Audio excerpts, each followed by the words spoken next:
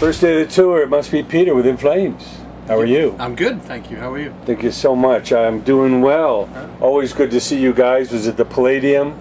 Seemed like just a few months ago. Yeah, it was a few months ago, yeah. But now, tell us, when you were growing up, what really got you into music? Do you remember how you started, going from a music fan into actually playing, and maybe who some of your heroes were? Yeah, I mean, I remember the moment when I decided to be a musician. I was watching Iron Maiden on Halloween.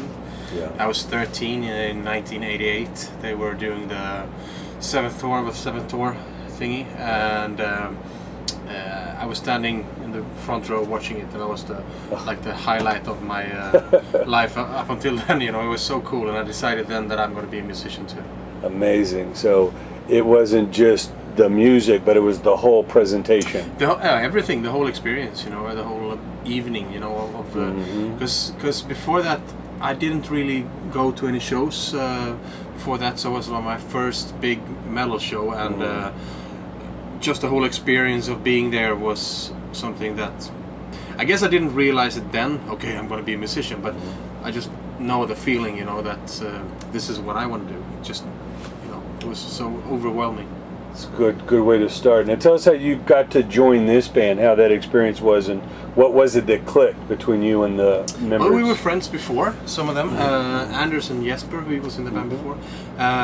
We were friends, and I was at a barbecue with somebody, and Anders just asked me, our bass player is quitting, would you like to try out? And I was like, sure, I'll do it, I was playing a lot of other style of music. I was playing a lot of rock and art rock fusion, stuff like that, or trying to do at least, and but he asked me, and then I just never left. This was in '97, I think. Wow. Now, what keeps you inspired? Because obviously you've been doing this for a number of years. You're obviously expanding out. You're doing more in America, more in other parts. Tell us what inspires you, and where are some of the new horizons to conquer? I think music in general inspires me. Good musicianship, people that love what they do. Whether it's I hear a new band or a new artist, or I see something. It might be I go to like a pub and I see a cover band, but they really love. They're playing. Celebrating that music. Yeah, good. They love playing what they do. Playing the music, their instrument, and that's really inspiring. And the other guys in the band, other people that I jam with at home. I think there's not a single thing that's inspiration. It's everything. Yeah. Well, it's obviously got you to see the world. Yeah. I mean, before you joined the band, had you ever done much traveling? No, not really. I mean, just a little bit here and there. This is definitely. Before I joined the band, I always wanted to move away from my hometown. Yeah. But when I joined the band and I got to travel all over the world, I got that need kind of satisfied, and I realized that home is pretty good. So I'm still in my hometown, and I've been all over the world, and that's amazing. But obviously, there's always new places I'd like to go to. Yeah. What are some of the places yet to see? Well, I'd like to go more into Asia. Yeah. I did that. I've been to Japan and Taiwan and China and stuff like that, but I haven't been. There's a lot of places I haven't been. I also like to go to like Iceland and Greenland, and places like that.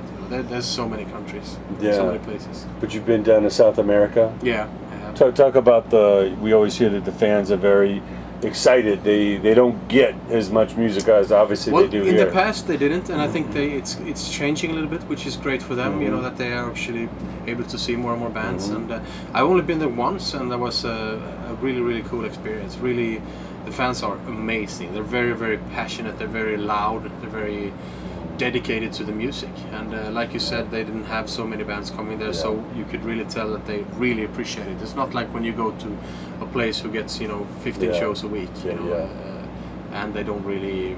Obviously, they care too, but this is more of a rare. Kind of like my first experience with Iron Maiden. It was overwhelming when a show comes. And that was really cool. Well, we see the videos of Iron Maiden in South America, and it's crazy. Yeah, amazing stuff. So obviously, talk a little bit about the creative process of the band. How some of the songs come together. What's kind of that process behind the music? Our guitar player Björn, he writes all the riffs, and he usually presents it to us, and we try and arrange it into songs. It was a little bit different this time. I think he had more the songs were more ready when he presented it to us than it was in the past. And then Anders writes the lyrics on top of that, and then we listen, and we, when I come in, I do my own bass parts, and I come up with that stuff, and Daniel does the drumming, and stuff like that. Niklas does his own guitar, but he writes the riffs, and his. So everything's built around the riff. You add your parts. Riff and melodies and the vocals, and they collaborate, and we put our. It's kind of like. We add our flavor to the songs basically, but yeah, he's the main songwriter. Well, I know you guys have all sorts of different influences and styles that you've heard coming up, but where do you guys see yourself fitting in the world? Obviously, your music is your music, but as you see all these different styles and everything out there, how do you, in your mind, feel that you fit in? Where is your niche? It's a hard question. I think that we're trying to be everywhere. We're a metal band. We started out, it was melodic death metal kind of, and I think we've expanded into something way more than that. I still love death metal, and I think that we wouldn't be considered death metal today 100%. But I mean, we try to take our place, without stepping on anybody's toes. We try to be visible, to be noticed. There's room for you, and you. Well, that's the beauty of music. It's room for everything. Yeah. Music is everywhere. It's the universal language, and whether you speak Swedish or you speak English, it doesn't matter. We can all communicate through music. Now, who are some of the other groups or artists that you see out in today's music that you think are doing good? I think the guys that are with us here, All That Remains, and INDIEPOWER, they're doing really well. INDIEPOWER we're known for many years when they used to be As I Lay Dying, and these guys, I mean, their record is one of my favorite records these days, and I listen to it all. So that they're really, really good. Yeah. But there's so much good stuff, I go back to old stuff like Talisman and Bon Jovi and Scorpions and Iron Maiden and all that stuff too. But I also listen to Devil Driver that I love, and Unearthed. Yeah. So it's the musical spectrum is huge. But what is it about a lot of that 70s music? Talking about Maiden coming out in the late 70s, but the Sabbath and the Priests and just the incredible music, the Zeppelins and everything that came out in the 70s. What do you think it was about that era? Was it less about, MTV, or they were just let alone to do their own thing? Why do you think so much of that music? There were no boundaries. They just did their thing, and like you said, there was no TV that way. It was TV, but not MTV. There was no internet. People did what they wanted to without. You couldn't go in and read a nasty comment after you showed them your song. You just did what you believed in, and I mean, we never really focus on what people think of us, but obviously it gets to you when you read nasty comments all the time as well. So I think back then it was just way more free, definitely. Yeah, it seemed like everyone just did their own thing, and a lot of people that were chasing radio, like later in the 80s, it started to sound similar. Yeah. Yeah, maybe, I don't know. Yeah. I mean, I'm obviously glamorizing something that I don't know, but to me it seems like it was way more free back then, and even though we all do what we want to do and we don't really care what people think when we write the music, like I said, it still gets to you if people don't like it.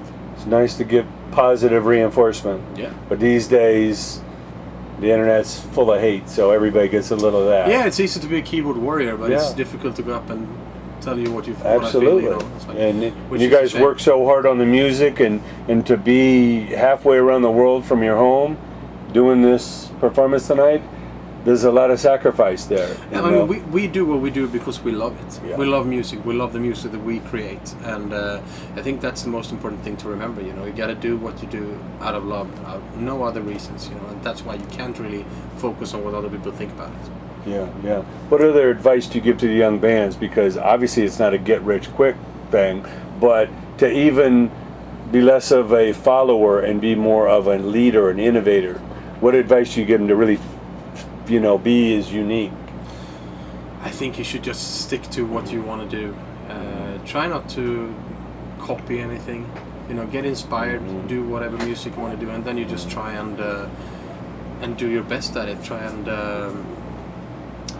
play as much as you can, practice as much as you can, and just try and be out there and play and practice and do your thing. Yeah, get the joy from the Yeah, I mean, the adventure. Don't everything- wait for the exactly, payoff. It's an adventure. Everything's an experience, and I think that just appreciate whatever comes to you. Well, that's great words. We thank you so much. Oh, we thank can't you. wait to see you again, rocking up close tonight. And best of luck with In Flames in the future. Thank you very much.